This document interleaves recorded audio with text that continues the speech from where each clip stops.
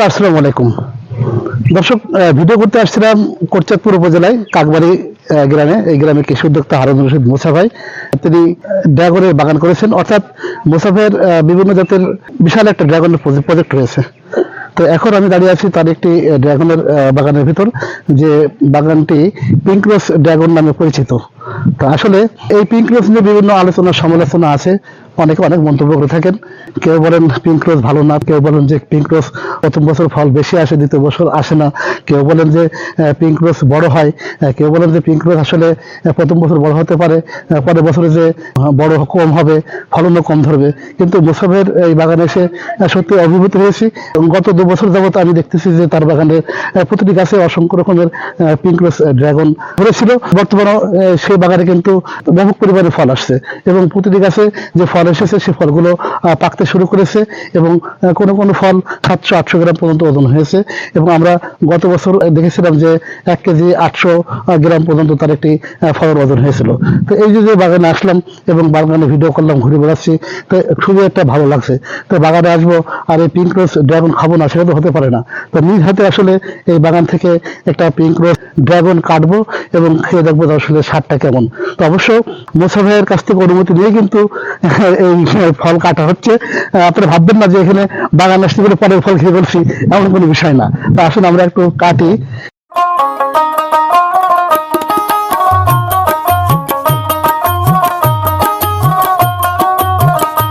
এখানে আমরা কাটি, আমি কাটাটা তো বুঝি না, তো তবে গোয়ার থেকে নিলাম, যা হয় হোক।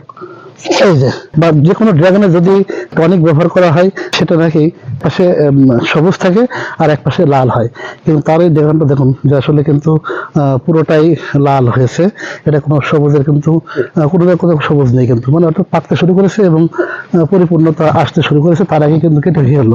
এখন এটা খেয়ে দেখবো আসলে কেমন কেমন স্বাদ লাগে আর কি। তো আমরা কাটি দেখি। এই যে ড্রাগন, এটা আমরা কেটে খেয়ে দেখি কেমন স্বাদটি। দেখুন কালারটা তো দেখালে সমস্যা। এই দেখুন পিঙ্ক রোজের কালার।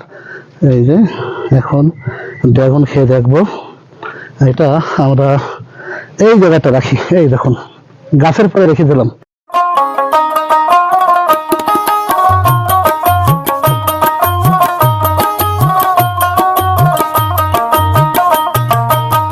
এবার খেয়ে দেখি পিঙ্ক রোজ ড্রাগন কেমন।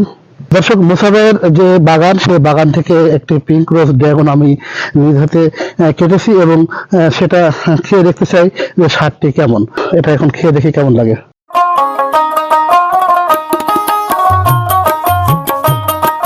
দারুণ মিষ্টি।